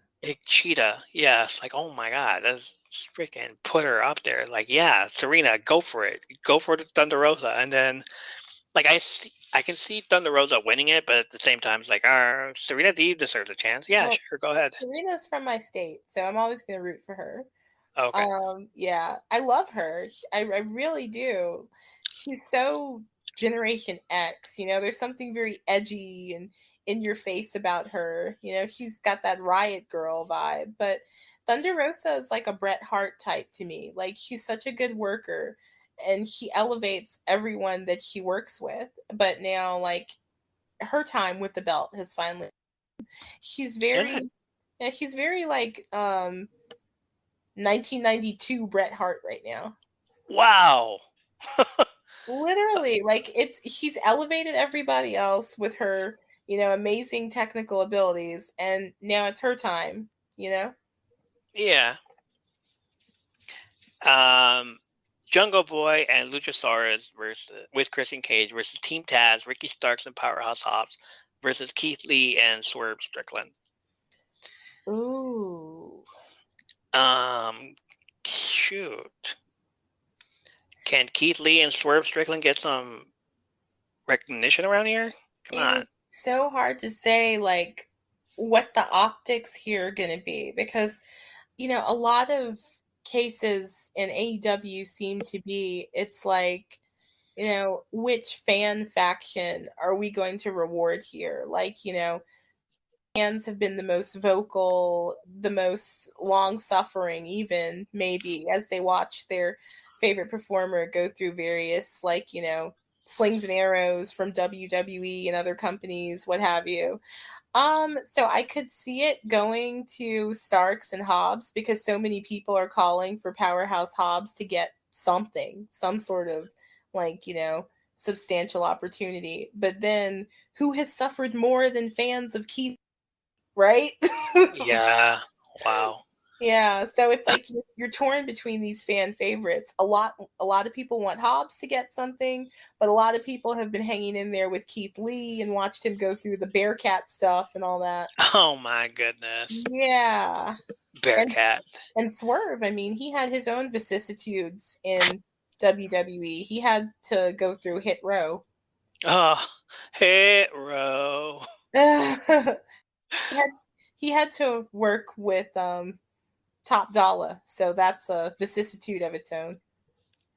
AJ Francis. Yeah.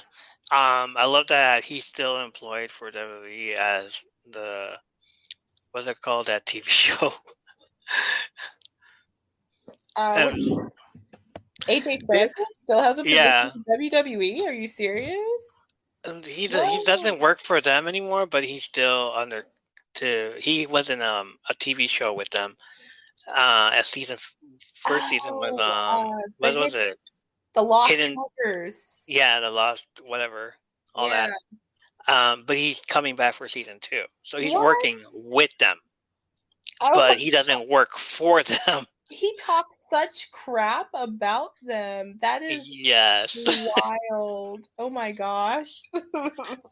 So for this one, there's been like rumors and Christian Cage that's gonna like betray Jungle Boy and Luchasaurus. And he's been putting it in there, giving some teases. Like everybody's all like, "When's he gonna do it? When's he gonna do it?" He told Jungle Boy, "You sound like a loser right now," and everybody's thinking like, "Oh, he's gonna turn heel. He's gonna turn heel." It's like, no, he's not. That one time he told Luchasaurus like, "All right, go. I'll meet you back there." He turns around and Jungle Boy's by himself in the ring, and Christian Cage goes up to him, and everybody expected him to like turn on him then, and it's all like, and it turns him around, it's like, "You okay, man? Come here, give me a hug." And I'm like, he's hitting that, bordering on that. Is he gonna do it or not? So, like, the pay-per-view times, like, he'll do it. He'll definitely do it. I could see that. They'll lose the belt, and then don't know to who, but they'll lose the belt, and then you'll have Team Taz versus Keith Lee and Swerve Strickland, like going after them or feuding for them and everything. Yeah, I think that's a reasonable assumption. Yeah, and Christian Cage has been shady AF. Yeah. Jericho Appreciation Society, Chris Jericho, Matt Menard, Angela Parker, Daniel Garcia, and Jake Hager versus Eddie Kingston, Santana Ortiz, and the Blackpool Combat Club, Bryan Danielson and John Moxley with William Regal. Anarchy in the arena match instead of the other whatever Stadium Stampede match that they had last year. First of all, where's the other guy in the BCC? Oh yeah, I'm the card on Wikipedia right now, and Wheeler Yuta is not mentioned. Is he injured? No, I didn't see him injured. I was like, I didn't see him when they showed up to help Kingston, Santana, Ortiz. They just like went on without him. That's intriguing, but I mean, it very well can't it? Go on without him, you know? Eh. Oh wow. So who wins no, here? Wheeler Yuta's great. Yeah, he is. He is, but at the same time, like, Yeah, at the damn, same time.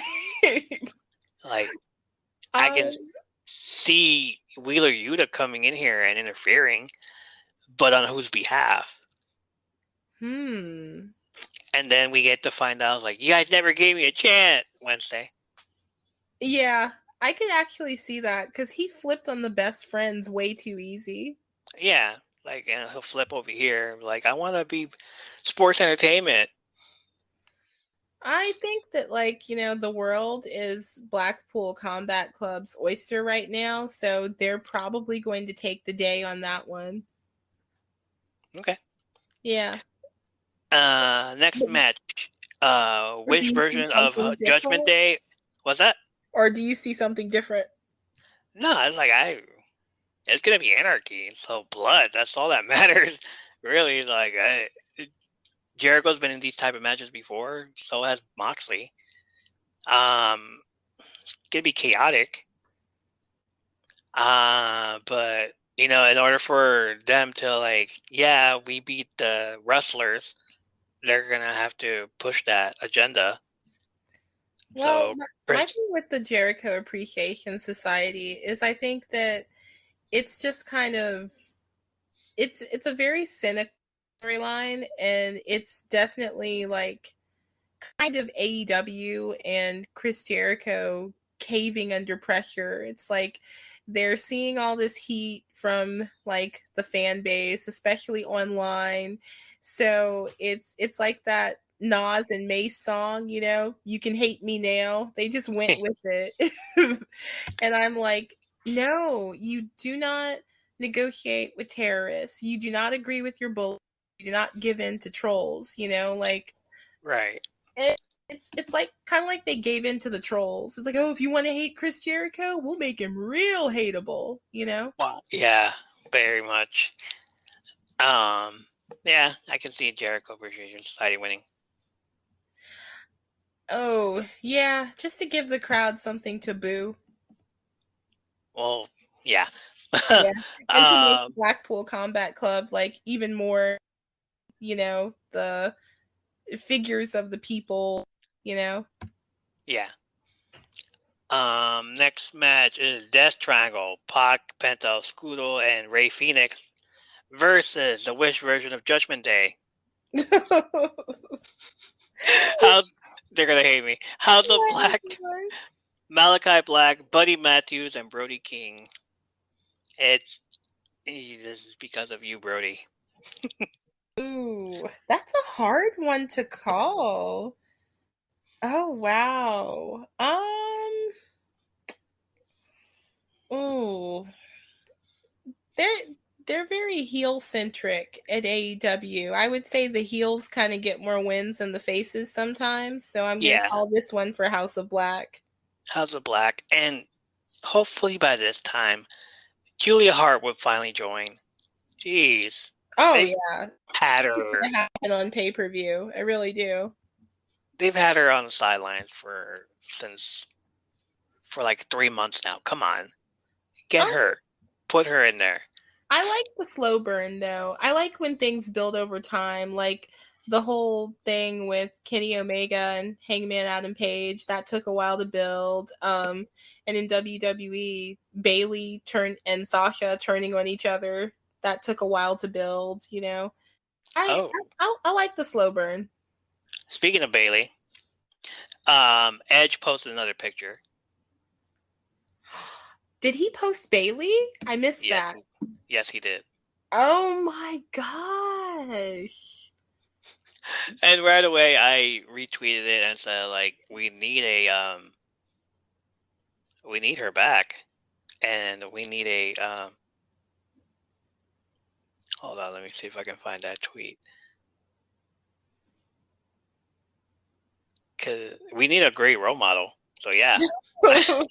Give us the role model. A vampire role model, apparently. I would love her in the Judgment Day, honestly. Like, I just want her back in general. You know, I've read some reports that they're kind of having a hard time finding Ronda Rousey's next adversary. If Bayley were in shape, you know, that would be awesome. But I know her leg is probably still healing up. Yeah, I hope she comes back, but not 100%. I hope she comes back at 100%. Yeah. The Hardys, Jeff and Matt versus the Young Bucks, Matt and Nick. Right. Well, there's been a lot of back and forth between those. The Hardys calling the Young Bucks like Hardy Brothers cosplayers. They've been giving Jeff Hardy a lot of feel good moments since he joined. They've been giving him a lot of wins, even though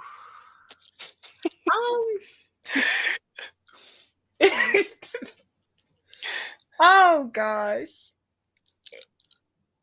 I loved the Hardys growing up. I even had their action figures. Seriously, who didn't love them? You know. Yeah, they've been giving Jeff a lot of wins, so this could very well be another one. The Young Bucks tweeted earlier an 8-year-long feud, and then they showed the brothers versus brothers, the Elite versus the Elite. So if that happens again, I can't wait for deletion. They also tweeted, check out our bio. And like, you know, for those who are not in the know, they're always changing their bio to something cheeky. Yeah. What was it? Yeah, earlier this morning, 12:33 a.m., new bio. So, like, everybody went in there and decided, shut up. They're saying if we were around in the Attitude Era, we would be the main attraction and not the Hardys, Edge and Christian, or the Dudley Boys. Ooh. Wow. You know. Basically, they would be fodder compared to us. I'm like, wow. Everybody that tweeted back said, like, you wouldn't get past these guys, which was Steve Blackman and Al Snow, cheeseheads. Oh, wow. Bully Ray said, huge pop. And then I tweeted back with, we're going to have a super kick party. They would have to fight their way through a lot of people to get this top spot. They say that they would have. I mean, okay, go APA. ahead. Make it past Pest and Albert. Go ahead. You got APA. You got like a bunch of freaking tag teams that are like boss level. Literally, the tag team division, I mean, on Monday Night Raw alone back then was like amazing. There were no jobbers tag team back then. There was like, okay, your first test would be, what was it, Steve Blackman and Al Snow, cheeseheads. Go ahead, try it. Steve Blackman, first thing you do, super kick. Oh yeah, Al Snow, he owns OVW now, right? Oh, yeah, does he? Yeah. He's like the head honcho of Ohio Valley Wrestling now. That's cool. But yeah, I the Young Bucks fair in that lot. I think they do okay, but I mean, a lot of these teams were more like the tables, ladders, and chairs. That was their specialty. So yeah, pretty. So it'd be the same thing for the Young Bucks either way. Yeah, well, a super kick wouldn't help them in a TLC match. No, they wouldn't. I'm trying to think. Like, who else was there? The Dudley Boys. Yeah. No. Again, Immediately no. PLC specialist. So yeah, good luck with that. The original gangsters. So immediately no, they're gone. they would do okay, I think, but New Jack would kill them. Oh no! Not against the original gangsters. No, they wouldn't do okay. Are you kidding me? Now I'm just picturing New Jack diving off of the ECW balcony onto like both Jacksons at the same time. Too sweet. It'll be the last thing they heard. No, let me stop. Oh, wow. Oh, yeah. There's a bunch of tag teams. Owen and Yokozuna. Oh my god. Yeah. Smoking Guns. They could make it through the Smoking Gun. They could make it through the who was that? Hog and Pig. Henry Godwin and Phoenix Godwin. That's the first one. We're backing it up to the new generation era. We're backing it up to the new generation. I'm about to call the Body Donnas in here, see what they can do. Sonny, your call. Yes. Okay.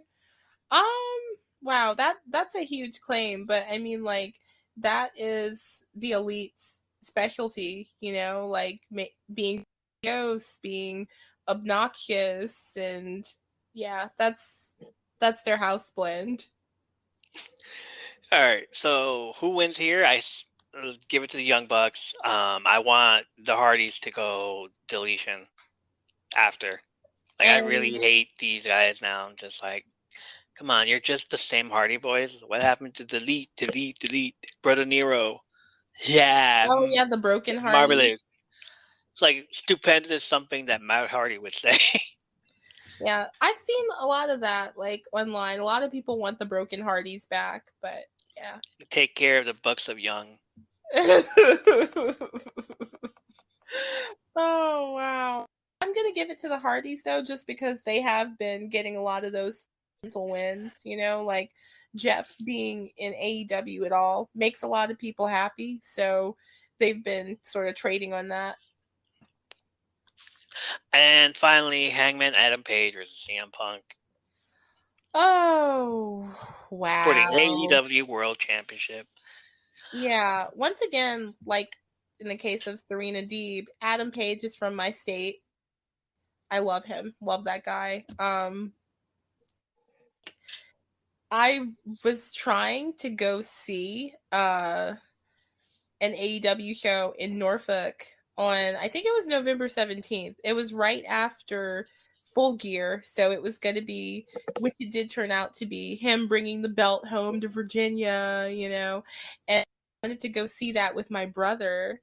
And so I go up to my supervisor and I'm like, hey, I think I'm going to be taking a day off in a couple of weeks. And he was like, what? And jumped down my throat, went off on me because she thought I was asking for Thanksgiving, but it was like a whole other day.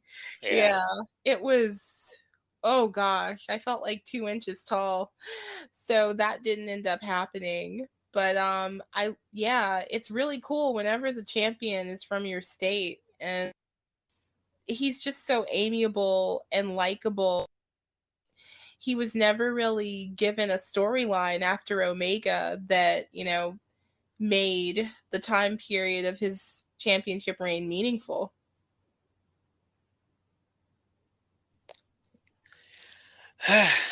Yeah. It was disappointing because, he has so much raw talent, He's grown so much since Ring of Honor and New Japan, and that storyline with Omega was electric, and that Full Gear match was dynamic, but then it was just like, Oh boy.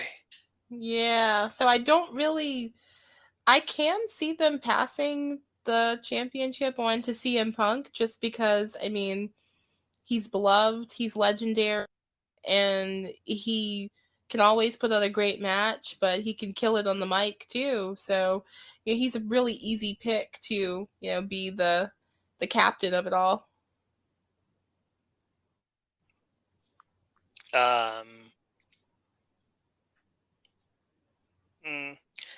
Too early for CM Punk. He's been there going on a year now. Has it been a year already? Jeez. Almost. Yeah, he came in September. Okay. Yeah. Well, September 2021, yeah. Eh. It's getting on a year. Okay, if he's going to be the champion, at least turn heel. Because I want heel Punk. I want the... Hi, Colt Cabana. That Punk. He was kind of like accidentally a heel for a minute there in that feud with Eddie Kingston. And that feud with MJF. You think he was the heel there? Yeah. Because everybody loves freaking douchebag. But as soon as CM Punk came in, it's like, oh, we're going to cheer for MJF. We're going to cheer for MJF. And then CM Punk did the whole tethered together Valentine's Day promo. That's when they were like, okay, you got a chance. We'll start cheering for you again. That's the audience for you. They kind of just they turn the heel face just, I think, on a whim, just kind of to see if they can do it. Yeah, they do. They're like, we're gonna cheer for the bad guy because we feel like it. Unless they're in their city, then yeah. Oh yeah, that's a given. Yeah. Who was it? Britt Baker, when she was in Pittsburgh, she did the whole... came out with the Pittsburgh Steelers. Yes, yeah, that was adorable, honestly. Love that. Yeah. Everybody else that does their hometown, they just freaking... If you're a heel, you're getting cheered. Ricky Starks, he did it. He did it, and like he started off freaking crying and everything. Like, come on, what happened to you, dude? I thought you were a badass guy. Nah, it's cool, man. This place is awesome. All right, fine. Gosh. Yeah, and then of course, most notably, there's the whole Cody Rhodes and Malachi Black thing, where the audience just decides to like just cause. Yeah, it is. But yeah, we could say it's too early for CM Punk, but I mean, at this point, it might be like an emergency contingency, because I won't say Adam Page isn't working, but his championship reign is not working. It's really through no fault of his, for whatever reason. I don't know, maybe things got lost in the shuffle after Kenny Omega took his medical leave. Yeah, that's true. Because I wasn't buying Ken. Even Hangman winning the belt and him facing, what's his face? Danielson? Yeah. Oh, and then him calling him out on Wednesdays like, oh yeah, I'm used to defending my championship and coming out the next night on Monday, as opposed to you getting those 3 days off and you still don't want to try a shot at me. Calling him a weak ass person. Yeah, for some reason nothing feels convincing, and I think it's just that everything pales in comparison to this saga that he had with Kenny Omega, where going into AEW, it's just as a company, like, that there's this whole history in New Japan. Then they become tag team partners, then they fall out and become rivals in the singles division. It's like, this is a storyline that is trading on like years of history between them. What else could compare? Who else could you believe him having that tension with, when all attention has been focused on Kenny Omega? Yeah, basically, it was cool when he was chasing it. Now it's just like, oh, damn. Yeah, there's that too. It's like, well, now he has it, so A similar thing kind of happened with, I think, in WWE. Hey.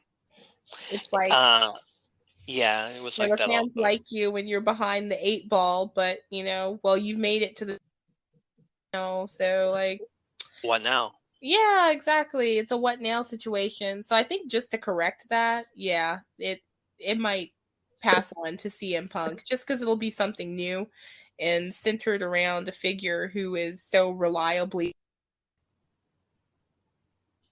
Most definitely. That's all the predictions for Double or Nothing this Saturday, Memorial Day weekend, May 29th, at the T-Mobile Arena on the Las Vegas Strip in Paradise, Nevada. So, hopefully, you're going to be able to watch it? No. All right, we'll tell you what happens the next show. What happens. I haven't watched the AEW pay-per-view since Full Gear, but that was just because I wanted to see how I knew how Kenny Omega and Hangman Adam Page was going to play out, but I also knew that Kenny was going to be taking a break after that, and honestly at that time people were also speculating that he might. So I saw him when he was in the junior tag teams in NJPW, and I wanted to be able to say that I'd seen his career from beginning to end. Yeah. Yeah, but ordinarily, no, I don't watch them. That's money. That's right. Money, okay? Like, when you have a Peacock subscription, it's like you pay like $14.99 and you can see all the WWs, but AEW makes you pay out of pocket. Yeah, just wait until they get that HBO Max deal, and then we'll be able to watch it. Yeah, no problem. From lips to God's ears, because I'm cheap. Oh my God. All right. Thank you for listening to the show and in supporting us. You can find us on all other sort of social platforms. First, with the Nerdvana Network, or TNN for short, which is a conglomerate of podcasts to promote each other's common interests. So give them a follow as well. Check out the Linktree at linktree.com, the Nerdvana Network, for more information on that. Follow us on Twitter at apron_stories. Follow me on Twitter at $1 Million Geek. Follow Kashina on Twitter at KWrites90. Yay. Yeah, follow her on Twitter, guys. She's freaking awesome. Do it. She needs followers. Let's go. Follow. Thank you. Listen to us on Spotify or Anchor.fm. Totally free, right? Totally free. Totally free. At From Under the Apron. Thank you, Anchor, for sponsoring the show. Totally awesome. Download the app or go to Anchor.fm and start your podcast today. Check us out on YouTube and smash that subscribe button. It's $1 Million Geek. Hit the subscribe button, please. We got 19 subscribers on that channel so far. So hit us up there. Let us know you enjoy the show. Send us a comment from there. It's like, this is the best way you can comment, is on the YouTube channel. So let us know what you're enjoying about the show, what you're not enjoying about the show. I don't care. Tell me whatever you like. Follow us on Instagram, _the apron, for more wrestling content. Check out Kashina's articles or any of her articles on bodyslam.net. What do you have out there so far? Well, this week I wrote a piece called WWE's New Era, analyzing the way some of the recent like Stephanie McMahon taking a leave of absence, the Sasha debacle, but also on-screen developments like the ascension of the Bloodline, how they're sort of kickstarting a new era in WWE's history. I also did a piece about Paige possibly joining Judgment Day as per Edge's tweet. has been dream casting his ideal members of the Judgment Day. So that was a fun one to do. Yeah, we all know that Paige is still recovering from her neck injury, but Edge threw it out there and he responded to him on Twitter, and he definitely seems to approve this idea, and it would be fun. That's for sure. Most definitely. Go take a look at that page on bodyslam.net and Kishina's articles. Remember that. Send us a message of your favorite wrestling stories, either by email. It is from under the apron at gmail.com, or click on the link if you want to leave us a voice message. Doesn't matter if you are trolling or want to promote your business, we will still air it. We will have a link to all the matches we talked about on this broadcast, just in case you may want to see it for yourself, just in case we talked about matches. That's usually the Sunday shows. Whatever. We'll have links of Kishina's stuff there also. Yeah, that's what I meant. The next link, if you want to support our podcast, we will never charge you for episodes, even if you're too good. If they're too good, you have a right to hear us.